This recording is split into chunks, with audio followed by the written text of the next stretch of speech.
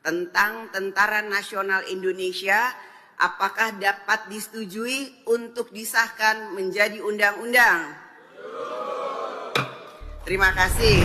Di tengah gencarnya narasi negara tentang efisiensi anggaran, para pejabat justru rapat di hotel mewah.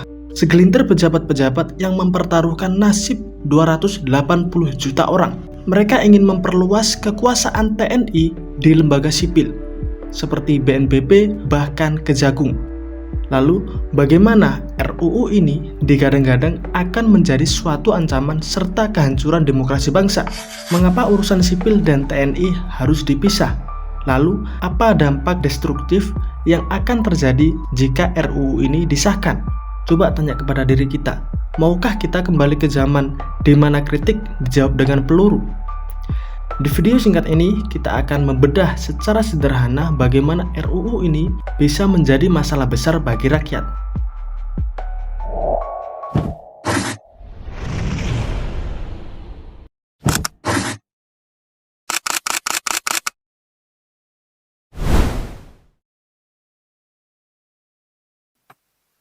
Sinkronisasi dan Timsin juga sudah melaporkan kepada Panja. Revisi Undang-Undang Tentara Nasional Indonesia atau RUU TNI saat ini menjadi sorotan tajam di kalangan masyarakat dan berbagai elemen sipil. Rapat Komisi 1 DPR dengan pemerintah yang membahas RUU ini, meskipun diadakan di Hotel Fairmont Jakarta, telah menuai kritik karena dianggap tidak melibatkan partisipasi publik secara memadai. Penolakan terhadap RUU ini berakar dari kekhawatiran bahwa pengaturan baru akan mengembalikan dui fungsi ABRI, di mana prajurit TNI dapat menduduki jabatan di lembaga sipil yang dinilai dapat melemahkan profesionalisme militer dan mengamburkan batas antara fungsi militer dan sipil. Dalam pembahasan RUU TNI terdapat 16 kementerian dan lembaga yang diusulkan untuk diisi oleh prajurit aktif TNI, termasuk Badan Nasional Penanggulangan Bencana atau BNPB dan Mahkamah Agung. Mensesnek Prasetyo Hadi menegaskan bahwa revisi ini bertujuan untuk memperkuat institusi TNI, bukan untuk menghidupkan kembali dui fungsi ABRI. Namun pernyataan ini tidak mengurangi kekhawatiran masyarakat sipil yang menilai bahwa penugasan prajurit TNI di lembaga sipil dapat menciptakan ketidakpastian dan potensi penyalahgunaan kekuasaan. Koalisi masyarakat sipil telah meluncurkan petisi menolak revisi Undang-Undang TNI, menekankan bahwa TNI seharusnya fokus saja pada fungsi pertahanan negara dan bukan mengisi jabatan sipil. Mereka menuntut agar prajurit aktif yang menduduki jabatan sipil segera mengundurkan diri, serta menegaskan bahwa revisi Undang-Undang TNI tidak memiliki urgensi yang jelas.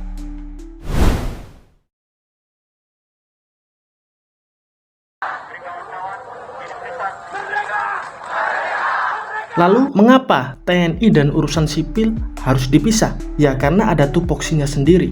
Sederhananya, urusan ancaman keamanan negara kurang cocok jika beralih kekuasaan dalam urusan jabatan atau masyarakat sipil. Ada beberapa alasan mengapa hal ini menjadi polemik dan harus dipisah. Pertama, kembalinya dui fungsi TNI. Apa itu dui fungsi TNI? Dui fungsi TNI adalah konsep yang mengacu pada peran ganda Tentara Nasional Indonesia dalam masyarakat, yaitu sebagai alat pertahanan negara dan sebagai kekuatan sosial politik. Konsep ini muncul pada era Orde Baru di bawah kepemimpinan Presiden Soeharto dan menjadi bagian integral dari doktrin militer Indonesia. Maka dari itu, RUU ini dianggap sebagai langkah mundur yang menghidupkan kembali konsep dui fungsi TNI, di mana militer terlibat dalam urusan sipil. Trauma masyarakat pada masa Orde Baru mungkin saja akan terulang kembali. Ini bertentangan dengan prinsip profesionalisme TNI yang seharusnya fokus saja pada pertahanan negara, bukan urusan sipil. Kedua, perluasan jabatan sipil. RUU ini mengusulkan agar prajurit TNI aktif dapat menduduki lebih banyak jabatan sipil di luar yang telah ditentukan. Hal ini berpotensi mengaburkan batas antara ranah militer dan sipil yang dapat mengarah pada dominasi militer dan birokrasi pemerintahan. Ketiga, pelanggaran kewenangan hukum. RUU ini dapat menciptakan kebingungan mengenai kewenangan hukum prajurit TNI yang terlibat dalam tindak pidana. Jika mereka diadili di peradilan militer, Hal ini dapat menghambat proses penegakan hukum dan kurangnya transparansi, juga menciptakan ketidakadilan bagi masyarakat sipil. Bagaimana tidak, jika prajurit TNI melakukan sebuah kesalahan, maka akan diadili juga di peradilan militer, yang mana masyarakat tidak mengetahui tentang proses hukum yang berlaku. Masyarakat mungkin merasa bahwa TNI ini lebih fokus pada kekuasaan politik daripada tugas pertahanan yang seharusnya. Tidak ada yang benar dari apapun yang ibu sampaikan. Jawaban ibu adalah jawaban diplomatis. Saya tidak mau mendengar ibu karena ibu tidak mau mendengar saya. Studi kasus banyak menunjukkan bahwa di beberapa daerah keterlibatan TNI dalam urusan sipil telah menyebabkan pelanggaran hak asasi manusia dan meningkatnya ketegangan sosial. Seperti contoh pada kasus penyerangan Polsek Ciracas tahun 2020. Anggota TNI menyerang Polsek Ciracas, Jakarta Timur sebagai respons terhadap berita bohong. Tindakan ini menunjukkan potensi kekerasan yang dapat terjadi ketika militer terlibat dalam urusan sipil. Kasus penganiayaan di MAPI, Papua tahun 2022. Penganiayaan oleh prajurit TNI terhadap warga sipil di Papua mengenai resiko pelanggaran hak asasi manusia. RUU TNI dapat memberikan legitimasi lebih besar bagi tindakan semacam ini. Revisi Undang-Undang Tentara Indonesia jelas berpotensi bahwa dampak buruk bagi negara dan masyarakat, terutama terkait dengan pengembalian konsep dui fungsi TNI. Beberapa dampak negatif yang mungkin terjadi antara lain: pertama, militerisasi kehidupan sipil. RUU TNI dapat memperkuat peran militer dalam urusan sipil yang beresiko mengaburkan batas antara militer dan sipil. Hal ini dapat mengarah pada pelanggaran hak asasi manusia dan penindasan terhadap kebebasan sipil.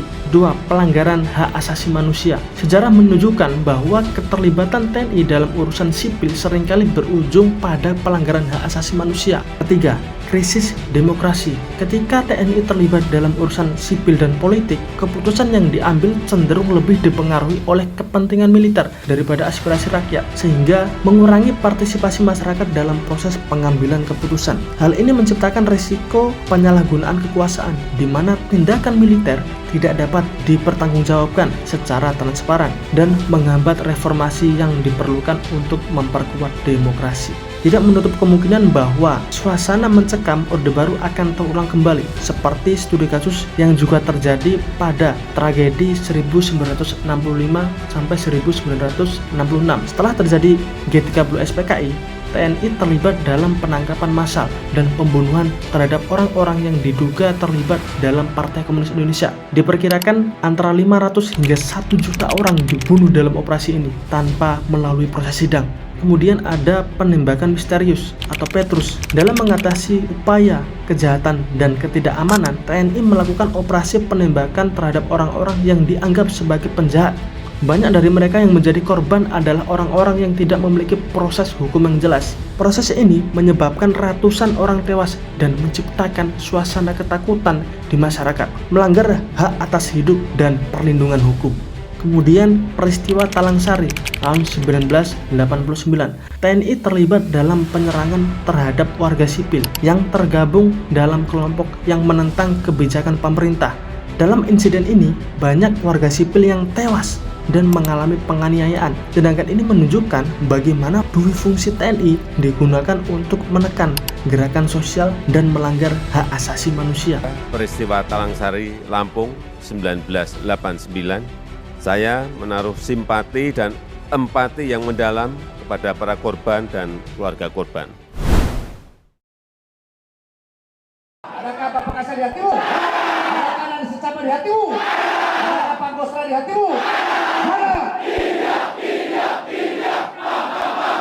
Pengesahan undang-undang ini berpotensi membawa dampak yang merugikan bagi demokrasi dan masyarakat Indonesia. Meskipun demikian, kritik terhadap RUU TNI bukanlah bentuk rasa kebencian terhadap institusi TNI, melainkan sebuah ungkapan kepedulian yang mendalam terhadap prinsip-prinsip demokrasi dan pemisahan fungsi antara militer dan sipil. Kita semua mengakui peran penting TNI dalam menjaga kedaulatan dan keamanan negara. Namun, memperluas peran TNI dalam urusan sipil dapat mengaburkan batasan yang seharusnya ada, berisiko mengulangi sejarah kelam, pelanggaran hak asasi manusia, dan menurunkan kepercayaan publik terhadap institusi yang seharusnya menjadi pelindung rakyat. Kita harus ingat bahwa kekuatan militer yang besar harus diimbangi dengan akuntabilitas dan transparansi. Dalam konteks ini, penting bagi kita untuk menjaga agar TNI tetap fokus pada tugas dan pertahanan tanpa terlibat dalam politik dan urusan sipil yang dapat merusak tatanan demokrasi.